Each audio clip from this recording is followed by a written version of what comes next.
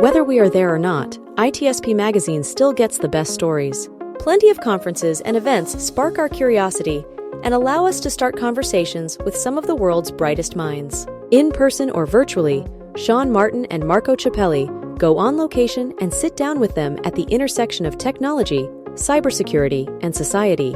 Together, we discover what the synergy of these three elements means for the future of humanity.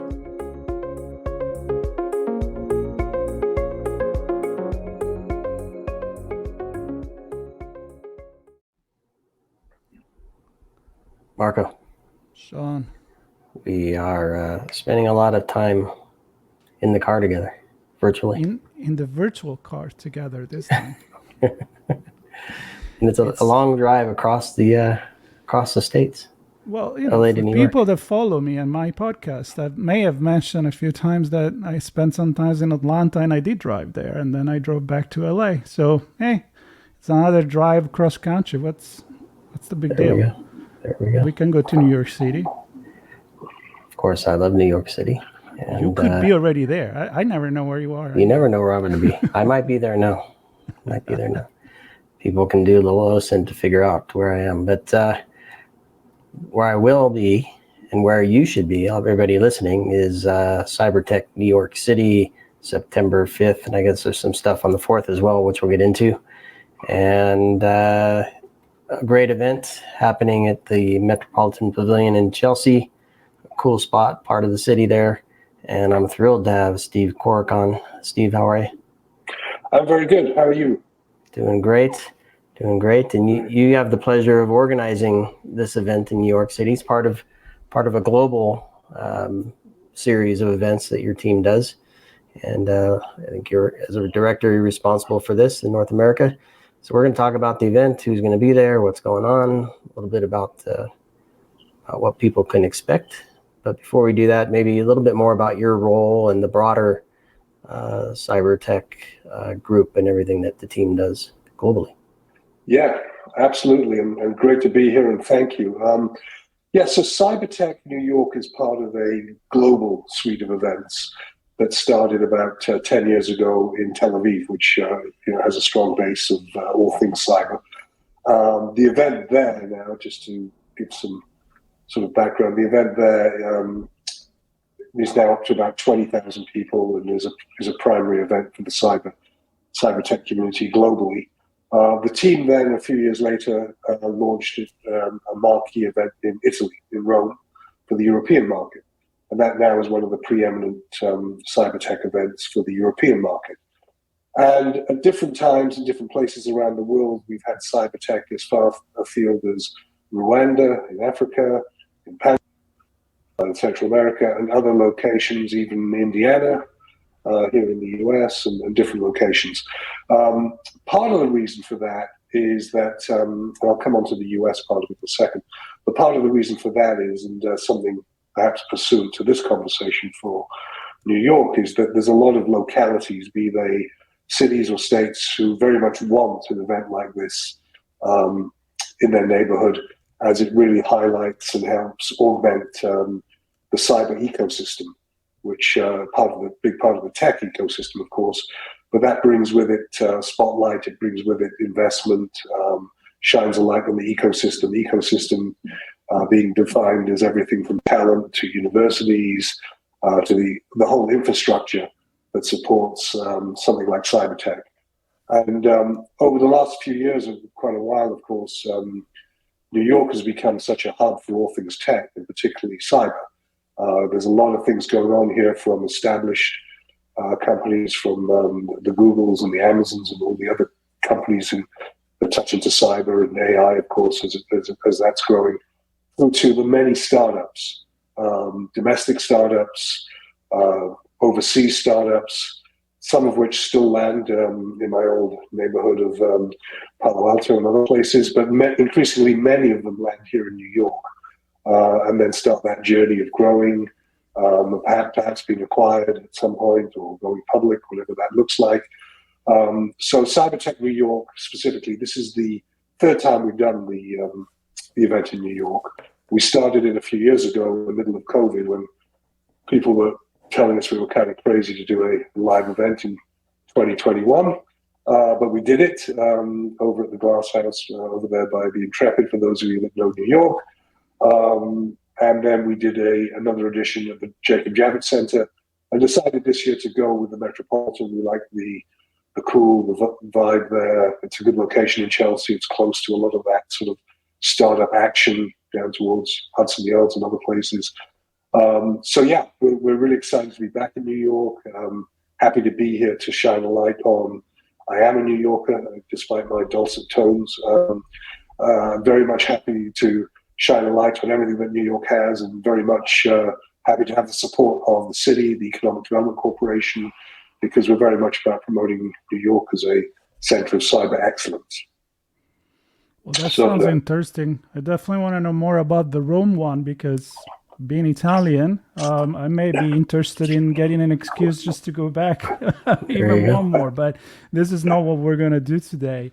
Hopefully, we will get to talk to you guys about other events in other parts of the world. So tell me a little bit more about the focus of this event. I mean, there is many cybersecurity event conference in the world. Some are a little bit more technical, more training, hands-on, and other are maybe, again, for VC and displaying more of a business side of things. So does this event qualify for either one or the other, or what makes it different? That's the point. Yeah, that's a great question, Marco, because we're calling this a special edition because we put this together quite quickly because we saw a need in the market to do something. But beyond that, CyberTech is a little different to the many, and there's many great cybersecurity events and cyber events that happen. Even in New York, there's probably one every week, if not every day. This is a little different to the extent that it doesn't speak just to the sort of traditional vendor seller community, if you will. It's not just about, it is partly about this, I just want to make the point, but it's not just about established cyber companies selling their solutions to cybersecurity professionals. We very much welcome that, and that's part of what we do. But we tend to focus much more on the broader ecosystem, and that I would define as everything from, if I think about, for example, if I can start with our cyber talent initiative. So the cyber talent initiative that we've got in place, that will speak to everything from people who are already in cyber and perhaps looking to upskill their needs, all the way through to students. We've got a cyber challenge that's taking place with local boroughs and universities and schools involved. So we start with a very, if you will, I wouldn't call it the bottom of the funnel, but we start with that level of the funnel of the people coming into the cyber market. We then have a focus on all things VC and investor related and private offices and so forth. And that we've got a program there that we ran around the world called Invest in the Best. And that's more for established startups looking to augment their funding and form other partnerships. And then we do speak to, as I would say, that traditional established cyber security or cyber tech vendor who's looking to meet with the chief information security officers and other security professionals. But then we also do bring in government and agencies and other stakeholders, if you will, in the ecosystem. We talk to cities about what makes a great ecosystem. So we'll have a panel on, for example, why is New York so successful and what are other cities doing to be successful. So we speak to cyber very holistically because we think cyber is everything in this day and age. And so we speak to it on a very broad, but then we drop down into these very specific forums. So if you're coming just for talent, we have a program for you just for talent. If you're coming more for the main stage content, which this year I'm pleased to say is talking to topical stuff such as fake news and the role of cyber in elections. I'm reliably informed we're going to have an election here in a couple of months. So all that kind of stuff that's topical and focused, sort of big picture stuff, if you will, that involves speakers from the head of cyber from coming from different parts of the world, and so on. So, you know, we take a broad stroke. We try and cram a lot in, as you'll see on the agenda, across a couple of stages. But we want to try and get everybody's, you know, we think the currency that we're being paid in many ways in events is with people's time.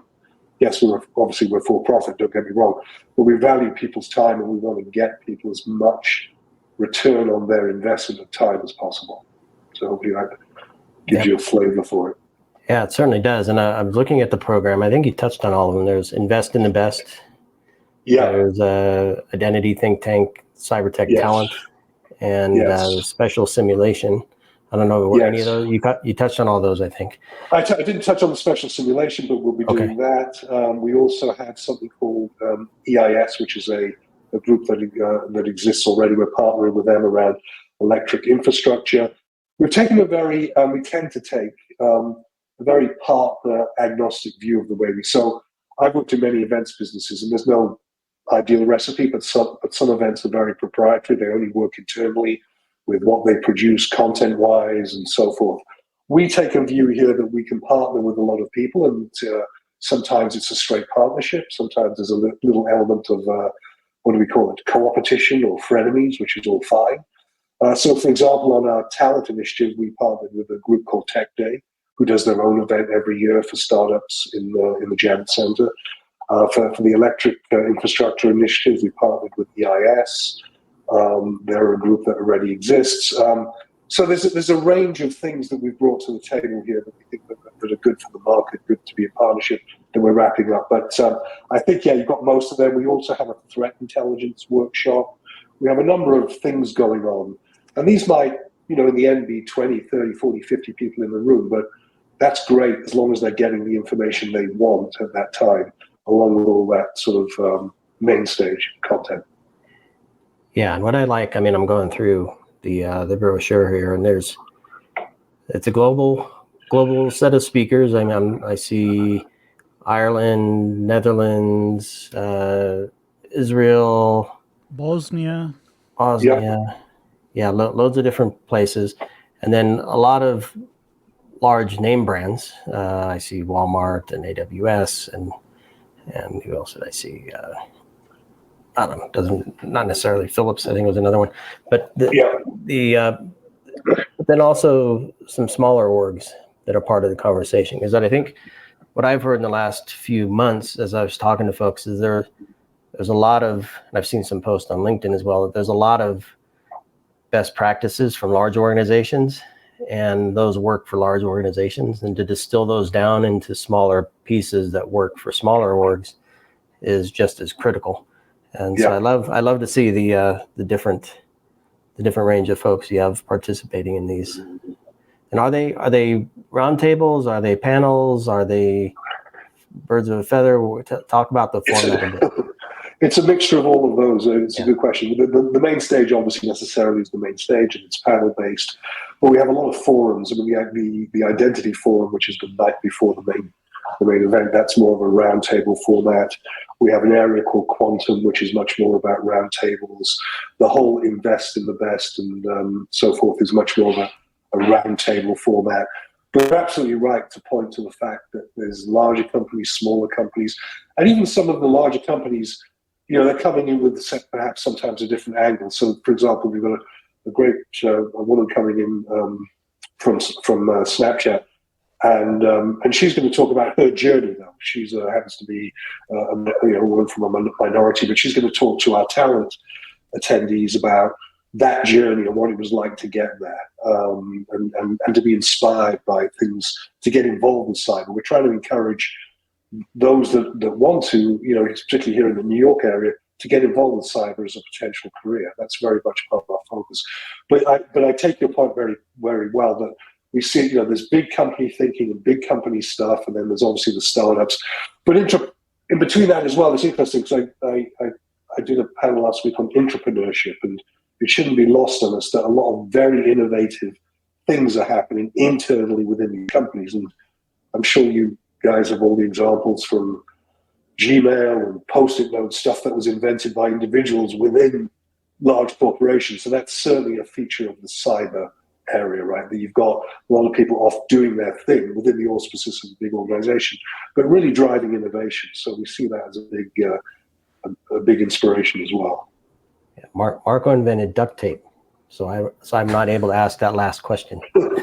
I always have one more question at the end. I invented it. So out of necessity, a duck around Marco. the tape. A tape around the duck, or a duck around the tape. I don't know. One of the I'm the duck. I'm the duck. That's what I'm doing. Right. Well, I do have a question, because you mentioned you've been doing this for a while, and I know by doing coverage at the larger event, smaller event, that things have changed, especially in cybersecurity, from what it used to be the conversation 10, 15 years ago to what we do today. We put together government.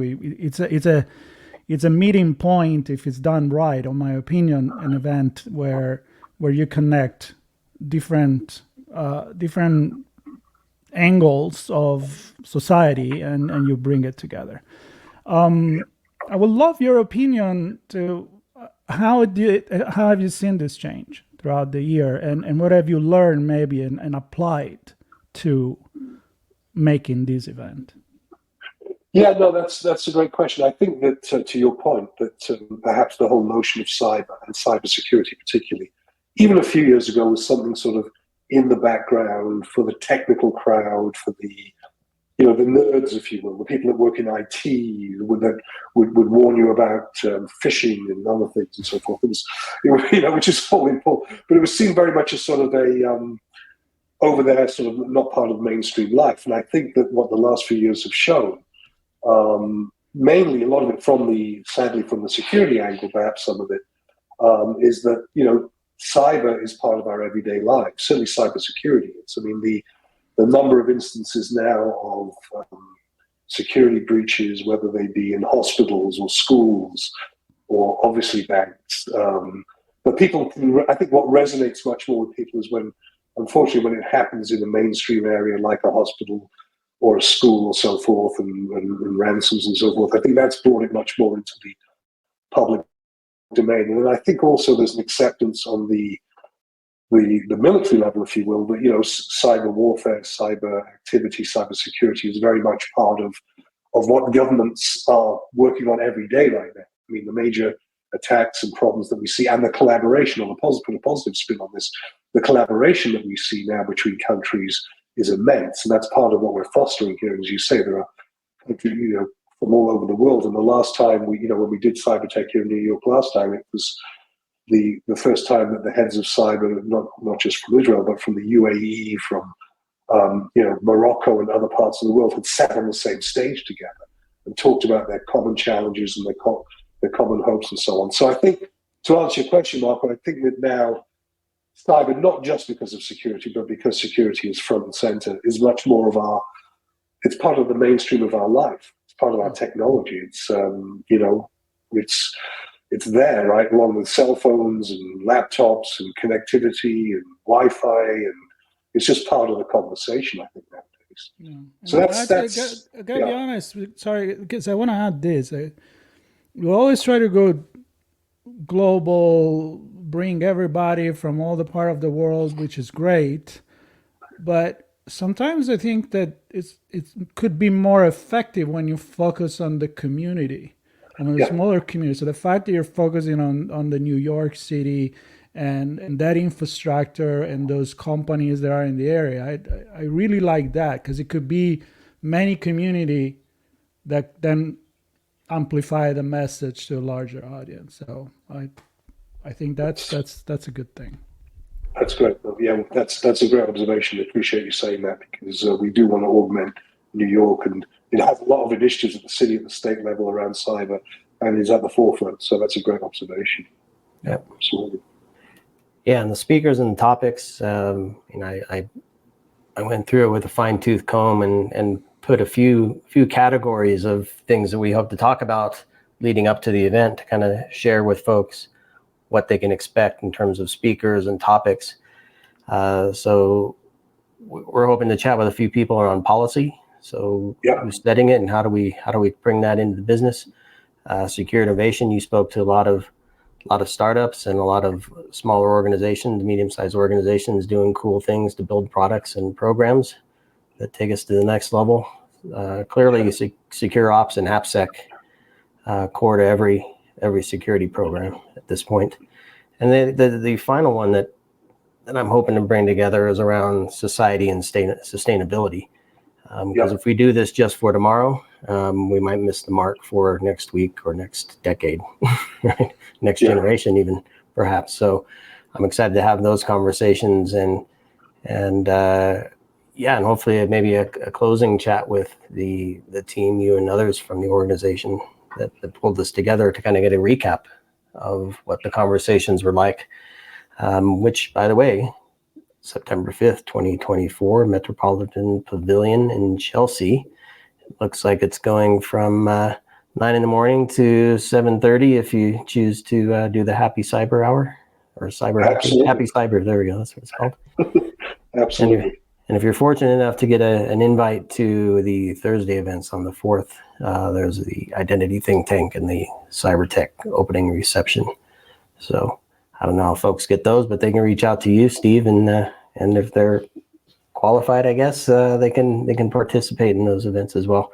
It sounds like a great opportunity to connect with folks with shared interests in this space from all over the world and all walks of life, defining and building and employing technology and people to help us secure our society. So. Thank you, Sean. I can't really add much to that. That's an excellent one. Thank you. I know. I couldn't have said that better myself. me neither. Don't ask me to do it again. Do it again. Do it again now. Do it again. Well, this was fun. I'm excited. It's a new venture for us as well to cover this event. So best of luck for this. We're looking forward to many more conversation as we lead to this, which is not that far from now, but no. It's enough to nail a few interesting conversations. So we're looking forward to that. We invite everybody to stay tuned on location with Sean Martin and Marco Ciappelli, which is me. And we'll put links on this podcast, or if you're watching the video on YouTube, to get to the website, learn more about CyberTech NYC, and that's it. Thank you, Steve. Thank you. Really appreciate it. Hope to see you or some of your colleagues there. Yeah, absolutely. Thanks, everybody. Thanks, Steve. Thank you. Take care.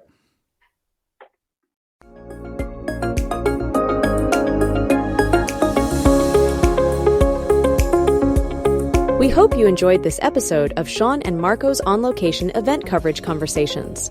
Please take a moment to give the show a good rating and leave a comment. Remember to share this podcast with your friends, family, and colleagues. Come back for more conversations and follow Sean Martin and Marco Ciappelli as they continue their journey toward redefining cybersecurity and society.